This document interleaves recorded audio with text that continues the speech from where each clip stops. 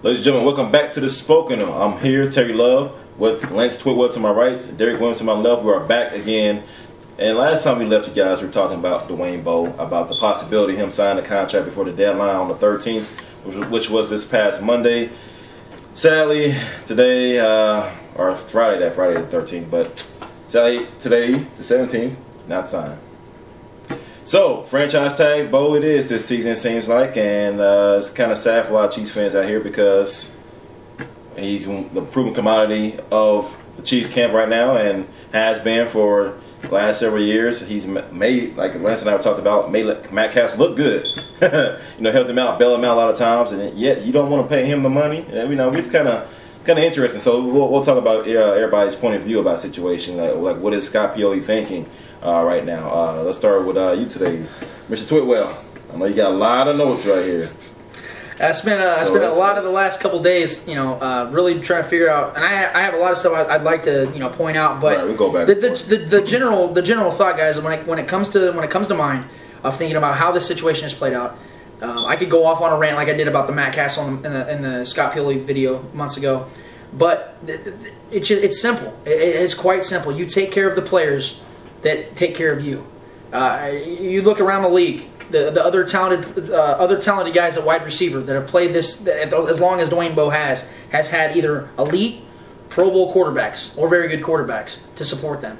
Look at D.Bowe's roster as far as what quarterbacks he's had in his 6-7 years, and you'd laugh. I mean, Matt Castle is probably the best quarterback he's ever had, and Matt Castle was questionable at best.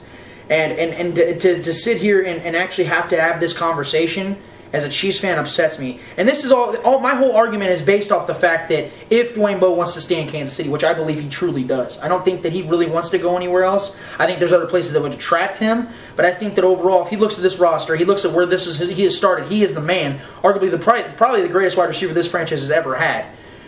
He's going to want to leave a legacy, and he's not that dumb. I don't think anybody is. So I think that D.Bowe wants to stay here, so I'm going to go off that assumption from everything I've seen. And I'm sitting here wondering what is exactly that Pioli's trying to do here. Because like Terry just said, that we've talked about a million times even just today, how is it you justify keeping Matt Castle for a fourth season despite the lackluster performance he's had against any legitimate defense? And then try to sell us by saying you're not going to sign D.Bowe back to a long-term deal. And there's no way they're going to give him the $20 million if he does the franchise tag next season. So the writing is on the wall. You want to keep Castle, who's been lackluster, but you want to get rid of the guy. You want to have another Brandon Carr incident where you just let him walk. You don't get trades. You don't get anything for him. You just let him walk. And we're supposed to understand that. I don't understand that. I'm disappointed in the fact that they let the deadline go by without getting D.Bowe a big deal. He deserves it. Like you said, he's arguably our best player on the whole franchise. The last 5 years, 6 years. And for him to have to play on a one-year franchise deal is ridiculous. And I don't believe that D.Bowe by any means is a $100 million receiver. I think there are only two $100 million receivers in football, and they both have been paid $100 million deservingly. I said he's around a $65 to $70 million player. He's been a 1,000-yard receiver the last 3 out of 4 years without a quarterback. Really, well, Matt Castle was a Pro Bowler, like it or not. He was a Pro Bowler. I know Lance don't agree with me, but he was in Hallelujah. So with the votes. With the votes, I'm just saying. I mean, but he was there. But he needs to be paid. I know he wants to be a Chief. He came in with a lot of these guys.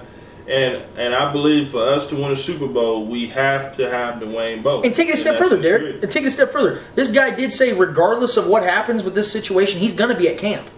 So that shows you this guy is trying to be the best example he can to these young guys. We've constantly, over the years, have watched D.Bowe mature to where he is when he came here. Right. And that's what they said they wanted to see. Right. So they've seen it, and they still won't reward. Now, I've supported Scott Pioli from the beginning. He's our general manager. Right, I've supported, but it's frustrating. I can't agree with this. Right. I mean, I don't agree with not. I mean, how can you justify bringing in Matt Castle from the Patriots, having one good season after Brady went down, to pay him $63 million to start here with the Kansas City Chiefs, and D.Bowe was proving himself. Giving you 6 years. Well, give Matt Castle $63 million before even playing a game. Yeah, before he even stepped on the field. And this guy hadn't proven anything. He had one good year.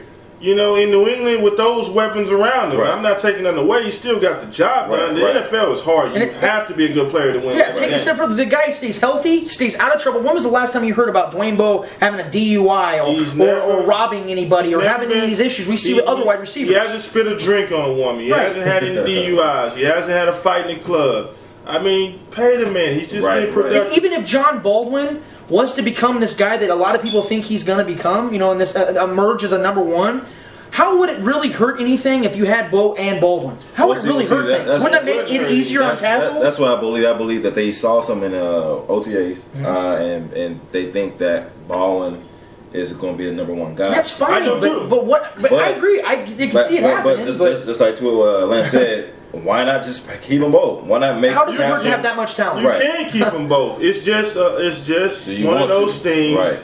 Just the Kansas City Chiefs and these people and everybody around town knows that they are dragging their feet on this one again. And maybe it's not Scott Pioli, because Scott Pioli hasn't been here the whole time, and the Chiefs have been dragging their feet on some certain things for the last 20 years. Maybe it's ownership. But the only thing about that, though, like Lance and I was talking about today, they said they would be more vocal about it. We haven't heard anything about it. We haven't heard it's been dead any, like, this person demanded this much, this person demanded that much, or they're not agreeing to terms. You know, we heard that with the Drew Brees situation.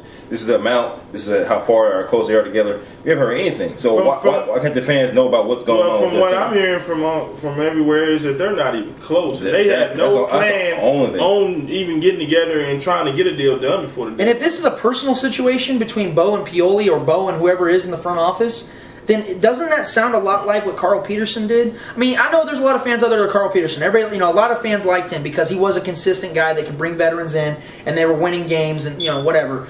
But Pioli was supposed to bring, like I've talked before, that Patriot way, quote unquote. You know, the guy that could bring that to a franchise in the Midwest.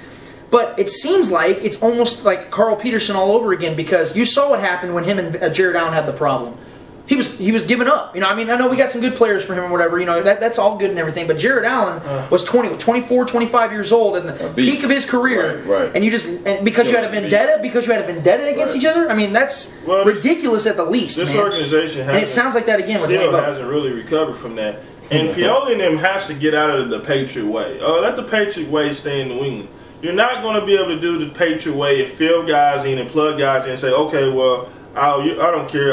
You're not that valuable. I can get somebody. No, because one thing you don't have Tom Brady. Exactly. That's the Patriot way in layman's terms, fellas. I mean, that's what it really is. There would be no Patriot way for not Tom Brady. Matt Castle. It's so easy to do things the Patriot way when you have Tom Brady, a top 5 quarterback of all time. It's so easy to come into work and say, let's just do it the Patriot way. We don't have that here.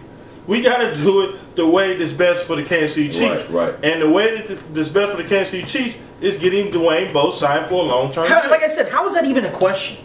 How are we even sitting here debating that? You know what I mean? Because like you just alluded to, it's been so quiet. Wouldn't you think that if they're trying to at least give some peace to the fans that, hey, D.Bowe's our guy, we love him, you know, he's been a great guy to this. Not even saying anything. When Tom Ali got his extension, Pioli came out with this long paragraph on Arrowhead Pride. I believe I saw it on Arrowhead Pride, was, you know, this guy we want to have long term, you know, he's been a proven commodity, we love him, you know, all this stuff. And when Bowe got that franchise tag, all we saw was, hey, you know, an announcement. Hey, he got the franchise tag. There was no extension to it.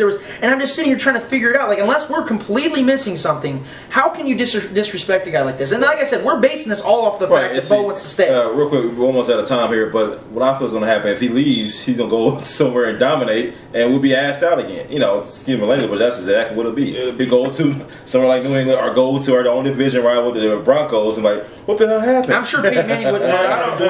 Patriot way, nothing my ass. If he gets out there free, Belichick don't care. He's going to try to get that guy. Right, I bet exactly. he'll try to get Well, I mean, come on, let's be real. How many teams would not go for him? Yeah. He's 27 years old, top of his He's probably the best receiver to ever play the game in the last 15 years without a great quarterback. It's hard to disagree with that, honestly. I mean, maybe he isn't but it's obviously we can make an argument. I mean, it's obvious. For real, at least in the last 10 years. You're putting up almost 5,000 yards in 6 seasons with Tyler Thigpen, Damon Heward, Tyler Palco, Matt Castle, Brody Croyle. Most people don't know who they are around the league. It's because we're Chiefs fans we know those names. It's because we're Chiefs fans we know those names. They've got some family members that probably don't know who they are. Chiefs fans, voice your opinion. Follow these guys on Twitter. Coach D.W. on Twitter. Lance the Spoken. Underscore the Spoken. Yeah, it'll be up on the screen shortly. So thank you for joining us here, our Chiefs segment. Sally Bo, we feel for you. We want you to stay, so please stay. Please work something out. Pioli, come on, get on your job, please. Thank you. This has been the Spoken Terry Love, Lance Twitwell, Derek Williams. Thank you for joining us.